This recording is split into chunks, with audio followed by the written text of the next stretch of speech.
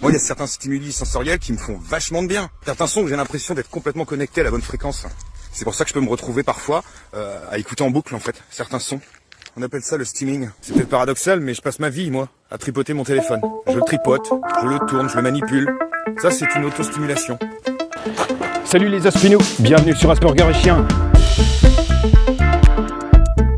Bon déjà je vais commencer cette vidéo en présentant mes plates excuses à mon chien Bella. Parce qu'en fait je l'avais accusé d'avoir bouffé ma mousse de micro-cravate. Et en fait tout à l'heure en cherchant un tournevis dans un placard pour réparer la batterie de ma clope électronique qui était en train de se détacher, j'ai retrouvé un de mes micro-cravates qui traînait là. Et dessus il y avait à la fois la pince et la mousse. Du coup une part de moi culpabilise d'avoir honteusement accusé mon chien. Et en fait je me suis retrouvé en mode rasoir d'Occam. J'ai choisi la solution la plus simple. Déjà parce que mon chien n'était pas à son coup d'essai. Et aussi parce que quand t'es TSA, tu trouves toujours des liens de causalité qui te déresponsabilisent. Non pas que tu sois de mauvaise foi, même si ça peut arriver comme tout le monde. Mais c'est surtout que tu vois pas les choses dans un ensemble. Tu fixes inévitablement sur des détails qui font explication et tu vois pas tout le reste. Bref, je suis content parce que ça veut dire que je m'équipe progressivement pour revenir à la normale, malgré le fait que mon téléphone soit pas mon téléphone habituel. Et comme je l'ai dit assez souvent dans mes vidéos, je souffre beaucoup d'anxiété en lien avec des problèmes matériels. Parce que quand le matériel dysfonctionne, ça me donne le sentiment d'être en pleine incomplétude. Mon anxiété naît souvent de mon sentiment d'être incomplet et également de situations sociales que je peux pas anticiper parce que je suis incapable de les visualiser vu que je les ai jamais vécues. Bref, du coup, je m'autorise à faire un deuxième non-épisode, histoire de m'habituer un petit peu à ce nouveau matériel, même s'il est censé être provisoire, mais je sais pas combien de temps, et ça me permet de me décaler un petit peu de mes routines et de m'assouplir dans ma rigidité.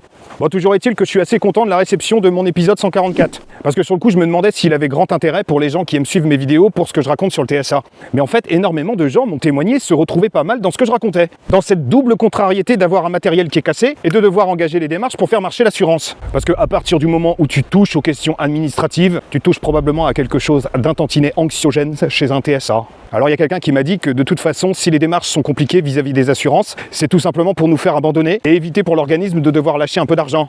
J'ai vraiment du mal à concevoir qu'on puisse vendre un service pour éviter de le rendre.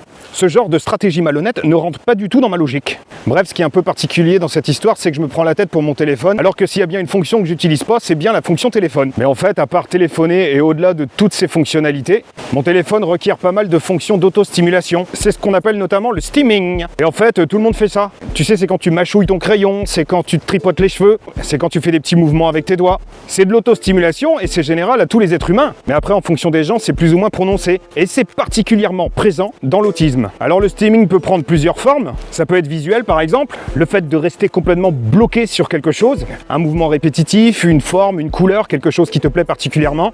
Ça peut être aussi tactile par exemple, ou vestibulaire quand tu vas faire des mouvements répétitifs, comme le flapping avec les mains, ou quand tu te balances. Tu as aussi des autostimulations par la voix orale par exemple, le fait d'amener systématiquement les trucs à la bouche, ou le fait de répéter certaines phrases. L'écolalie par exemple peut en faire partie, parce qu'en fait ça remplit des fonctions, à la fois des fonctions de bien-être, mais aussi des fonctions qui te permettent de parer le stress et d'atténuer l'anxiété. Par contre le steaming c'est un petit peu comme la sensorialité, c'est-à-dire que tu peux être hypo et hypersensible pour la même chose. Ça dépend des contextes, ça dépend des conditions. Bah, je pense que le steaming c'est un peu pareil.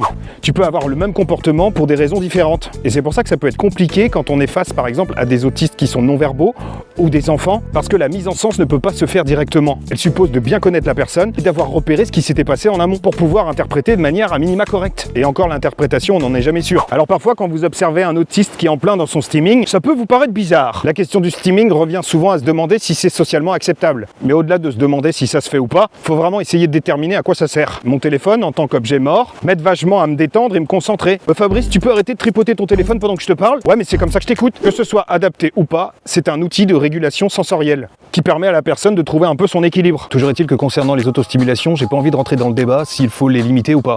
Pour moi, la question, c'est juste de savoir si c'est dangereux ou pas et si ça handicape la personne dans sa vie quotidienne. Pour le reste, à mon avis, c'est complètement personnel. Et il n'y a pas lieu, selon moi, d'essayer d'établir une espèce de compréhension généraliste des modalités d'accompagnement qui seraient adaptables et réplicables d'un individu à l'autre. Par contre, ce qui est sûr aussi, c'est qu'il y a beaucoup de TSA qui se débrouillent pour socialiser leur steaming. C'est-à-dire qu'ils font en sorte que ce soit assez discret et quand bien même que ça choque personne et que ça n'impacte pas sur les interactions sociales. Mais de toute façon, autiste ou pas, tout le monde le fait. Alors pour ma part, j'ai énormément d'autostimulation et je constate qu'elles sont différentes en fonction du contexte. À la fois dans l'espace relationnel dans lequel je suis sur le moment, mais aussi comment je suis dans mon niveau d'anxiété. Et c'est souvent la fréquence et la récurrence de certains steamings qui me donnent des indicateurs sur mon état moral. Mais comme je peine à savoir parfois comment je me situe à l'intérieur, l'information me vient souvent de l'extérieur, à savoir de l'environnement, de l'entourage. C'est l'entourage qui me fera un feedback, un retour sur ce qu'il observe chez moi. Oh dis donc, en ce moment tu tripotes énormément ta barbe.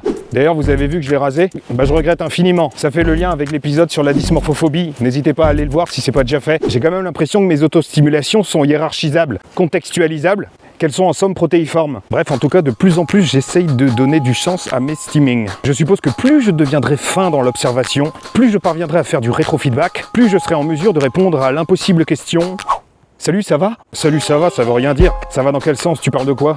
Tu parles de moi au boulot? Tu parles de l'état de la société? Tu parles de ma santé? Bref, ça va, c'est beaucoup trop généraliste. Et très souvent, je réponds oui, ça va. Mais c'est une sorte de réflexe de Pavlov. Ça permet surtout d'éviter l'échange. Jusqu'à présent, j'ai jamais rencontré personne qui me demande d'expliquer pourquoi ça va.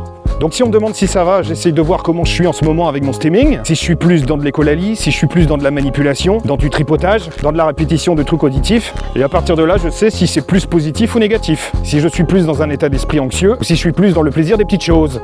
Et encore là-dedans, je vais pas mettre les tics et les tocs. Sans quoi, on n'a pas fini. D'ailleurs, j'ai envie de vous demander un truc, que vous soyez autiste ou pas. C'est quoi vos petits steamings à vous?